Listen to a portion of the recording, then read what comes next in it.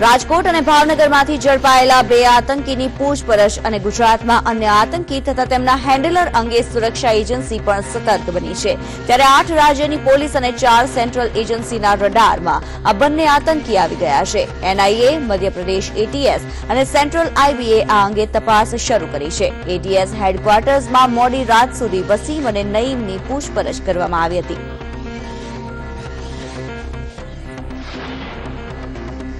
રાજકોટ અને ભાવનગરથી ઝડપાયેલા આઈએસઆઈએસના આતંકીઓની તપાસમાં રોજ અવનવા ઘટસ્ફોટ થઈ રહ્યા છે। આતંકીઓએ ગુજરાતને રક્તરંજિત કરવા માટે તમામ પ્રકારની તૈયારીઓ કરી લીધી હતી। આતંકીઓ ઝડપાયા બાદ પોલીસ દ્વારા વસીમના ઘરે તપાસ કરતા એક પુસ્તક પણ મળી આવ્યું છે। 11 સાલ સલાખો કે પીછે નામનું આ પુસ્તક અક્ષરધામના હુમલાખોરે લખેલું હતું।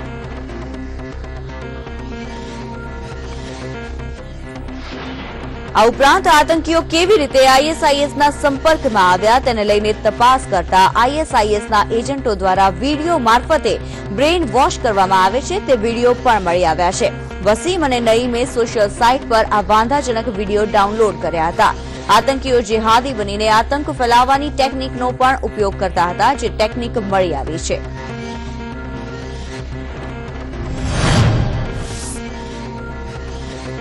આ બંને ભાઈઓ મુફ્તી કાસમીના ઉશ્કેરણીજનક ભાષણો ખૂબ સાંભળતા હતા, જેના માટે તેઓ અમદાવાદ પણ આવ્યા હતા। મળતી માહિતી પ્રમાણે વર્ષ 2012 અને 2015માં મુફ્તીના ભાષણ સાંભળવા માટે તેઓ અમદાવાદ આવ્યા હોવાનું સામે આવ્યું છે। સૂત્રો દ્વારા મળતી માહિતી પ્રમાણે મુફ્તીની સીડી ખાનગી રાહે વેચાતી હતી।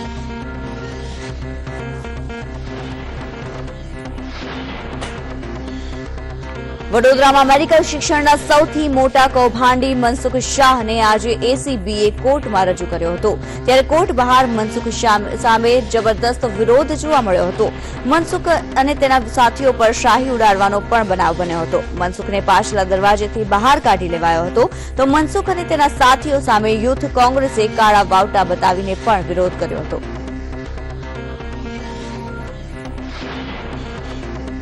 વડોદરાના પીપળિયામાં સુમનદીપ વિદ્યાપીઠમાં લાંચ કાંડ મામલે ભેજાબાજ મનસુખ શાહની ધરપકડ બાદ આજે મનસુખને કોર્ટમાં રજૂ કરાયો હતો। કોર્ટે 4 માર્ચ સુધીના રિમાન્ડ મંજૂર કર્યા છે। કરોડો રૂપિયાની સંપત્તિ અને કરોડો રૂપિયાની લાંચના આ કૌભાંડની સઘન તપાસ માટે એસીબી હવે ઈડીની પણ મદદ લેશે। તો સુમનદીપમાં એસીબીના સર્ચ દરમિયાન એકાઉન્ટ એડમિન સહિતના દસ્તાવેજોની ચકાસણી કરવામાં આવી।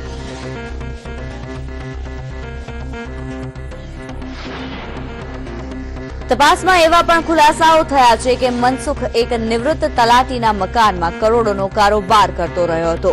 રાજકીય પીઠબળથી વાઘોડિયા પાસે એક હોસ્પિટલ બનાવ્યાની વિગતો પણ મળી આવી છે। ત્યારે આ મામલે હજુ પણ ઘણી સંપત્તિની તેમજ ઘણા મોટા નામોની વિગતો બહાર આવવાની સંભાવનાઓ છે। આપને જણાવી દઈએ કે આ સમગ્ર મામલામાં એસીબીએ પૂરી સતર્કતાથી સુમનદીપ વિદ્યાપીઠમાં ચાલતું આ કૌભાંડ પકડ્યું અને મુખ્ય આરોપી સુમનદીપ વિદ્યાપીઠનો સંચાલક મનસુખ શાહ એસીબીના ટ્રેપમાં લાંચ લેતો ઝડપાઈ ગયો હતો।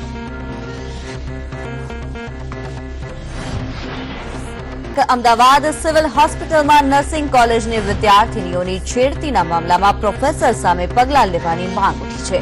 છેલ્લા 3 દિવસથી હડતાળ પર ઉતરેલ વિદ્યાર્થીનીઓની પ્રોફેસર સામે પગલાં નહીં લેવાય તો ભૂખ હડતાળ પર ઉતરવાની ચીમકી ઉચ્ચારી છે। ઉલ્લેખનીય છે કે રાજ્યના મહિલા આયોગે પણ છેડતીના આ મામલાની ગંભીર નોંધ લીધી છે અને વુમેન કમિટી પાસે રિપોર્ટ માંગ્યો છે। ગુજરાતમાં ગેરકાયદેસર ધમધમતા કોલ સેન્ટર પર સૌથી મોટો ખુલાસો થયો છે। ગેરકાયદેસર કોલ સેન્ટરને ડામવા માટે પોલીસના પોકળ દાવાઓ વચ્ચે ખુદ પોલીસવાળા જ ગેરકાયદે કોલ સેન્ટર ચલાવી રહ્યા હોવાની વરવી વાસ્તવિકતા સામે આવી છે। અમદાવાદના બાવળામાંથી એક ગેરકાયદેસર કોલ સેન્ટર ઝડપવામાં આવ્યું હતું, પરંતુ આ કોલ સેન્ટર ઝડપાવવા પર સૌથી મોટો ઘટસ્ફોટ તો એ થયો છે કે આ કોલ સેન્ટર ખુદ પોલીસકર્મી જ ચલાવી રહ્યો હતો।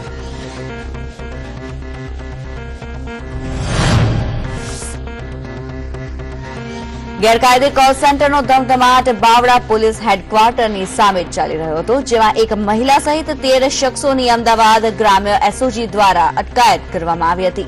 આ પહેલા થાણેમાંથી ઝડપાયેલા સૌથી મોટા કોલ સેન્ટરમાં પણ ખુદ પોલીસના ઉચ્ચ અધિકારીઓએ નિવેદન આપ્યા હતા કે ગુજરાતમાં પોલીસની રહેમ નજર હેઠળ અથવા તો ખુદ પોલીસ કર્મીઓ જ કોલ સેન્ટર ચલાવી રહ્યા છે।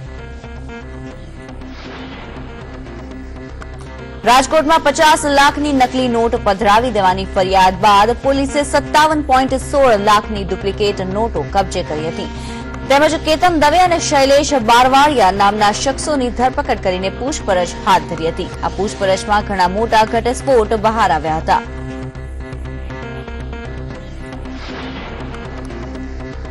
આરટીજીએસ કરીને નકલી નોટ પધરાવવા મુદ્દે પોલીસે 4 શખ્સ અનવર, કિશોર, જગદીશ અને ઉમંગની ધરપકડ કરી છે. આ શખ્સોએ બીકે એન્ટરપ્રાઇઝ અને પૂનમ એન્ટરપ્રાઇઝના નામે ખાતા ખોલાવ્યા હતા, જેના દ્વારા તેઓ આ કૌભાંડ આચરતા હતા.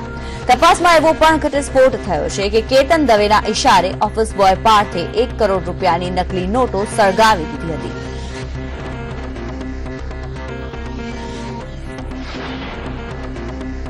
રાજકોટમાં ગુનાખોરીમાં કુખ્યાત એવી સોનું ડાંગર ઉના પાસે દારૂ સાથે ઝડપાઈ છે. અહેમદપુર માંડવી ચેકપોસ્ટ ઉપર વાહનોનું ચેકિંગ થઈ રહ્યું હતું. તે દરમિયાન જ પોલીસે દીવ ઘોઘલા રોડ પરથી આવી રહેલી એક કારને અટકાવી અને તપાસ હાથ ધરી હતી, જેમાંથી પોલીસને વિદેશી દારૂની 32 બોટલ મળી આવી હતી. પોલીસે આ કારમાંથી રાજકોટની લેડી ડોન ઉષા ઉર્ફે સોનું ડાંગરને તેના અન્ય 2 સાગરીતો સાથે ઝડપી જેલના સળિયા પાછળ ધકેલી દીધી હતી.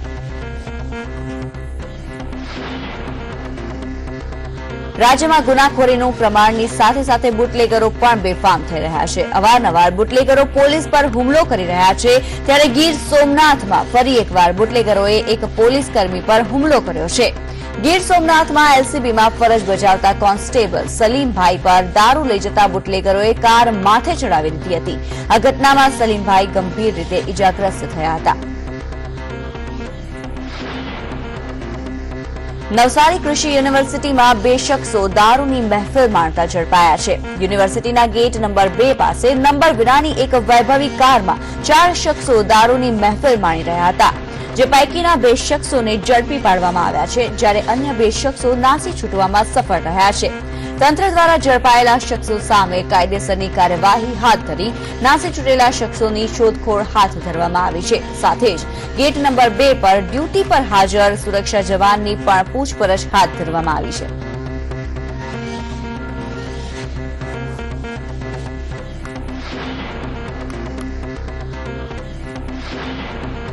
પોલીસ જાપ્તામાંથી આરોપીઓ અને કેદીઓને ભાગી જવાનો મામલો હાઈકોર્ટમાં પહોંચ્યો છે, જેમાં હાઈકોર્ટે સરકારને આદેશ આપ્યો છે કે આરોપીઓ કે કેદીઓને કોર્ટમાં રજૂ કરતી વખતે સુરક્ષાના મામલે નવી ગાઈડલાઈન ઇસ્યુ કરે.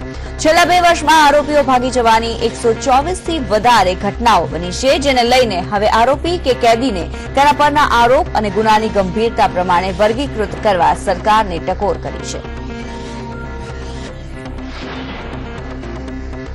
રાજકોટમાં કલેક્ટર કચેરી બહાર આંગણવાડી અને આશા વર્કર બહેનો આમરણાંત ઉપવાસ પર ઉતર્યા છે. નોકરી પર કાયમી કરવાની માંગ સાથે પગાર વધારાની માંગ કરતી આશા વર્કરો છેલ્લા 15 દિવસથી તંત્ર વિરુદ્ધ લડત ચલાવી રહી છે, જે પગલે તેમને નોટિસ ફટકારવામાં આવી છે. ઉપરાંત 6 આશા વર્કરોને નોકરી પરથી છુટ્ટી કરી દેવામાં આવી છે, ત્યારે આંગણવાડી આશા વર્કરો દ્વારા 6 મહિલાઓને નોકરી પર પરત લેવાની માંગ કરવામાં આવી છે. નર્મદા ડેમના 500થી વધુ વિસ્થાપિતોએ ઉપવાસ આંદોલન આરંભ્યું છે. આ તમામ વિસ્થાપિતો ગાંધીનગર પહોંચ્યા છે અને સત્યાગ્રહ છાવણી ખાતે ઉપવાસ આંદોલન પર બેઠા છે. માંગણી ન સંતોષાતા વિસ્થાપિતોએ ઉપવાસ આંદોલનની રાહ પકડી છે. વિસ્થાપિતોનું કહેવું છે કે હજુ તેમને પૂરતા લાભો નથી મળી રહ્યા, ત્યારે પોલીસ દ્વારા પણ કાયદો અને વ્યવસ્થા જળવાઈ રહે તે માટેના તમામ પગલાં ભરવામાં આવ્યા છે.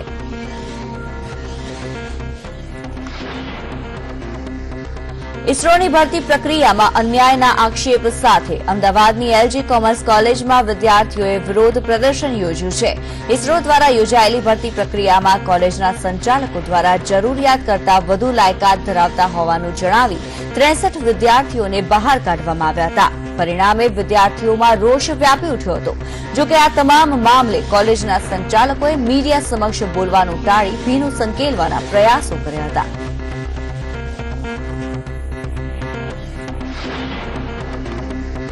રાજકોટમાં સૂચિત સોસાયટીઝને રેગ્યુલાઇઝ કરવા માટે વોર્ડ નંબર 12ના રહેવાસીઓ કલેક્ટરને રજૂઆત કરવા માટે પહોંચ્યા હતા. કલેક્ટરને રજૂઆત કરવામાં કોંગ્રેસે પણ વોર્ડ નંબર 12ના રહેવાસીઓનું સમર્થન કર્યું છે. સરકારી ધારાધોરણ મુજબ સમગ્ર સોસાયટીઝને રેગ્યુલાઇઝ કરવા માટેની આ રજૂઆત બાદ કોંગ્રેસે નિવેદન આપતા કહ્યું હતું કે જો આવું નહીં કરવામાં આવે તો કોંગ્રેસ ઉગ્ર આંદોલન કરશે.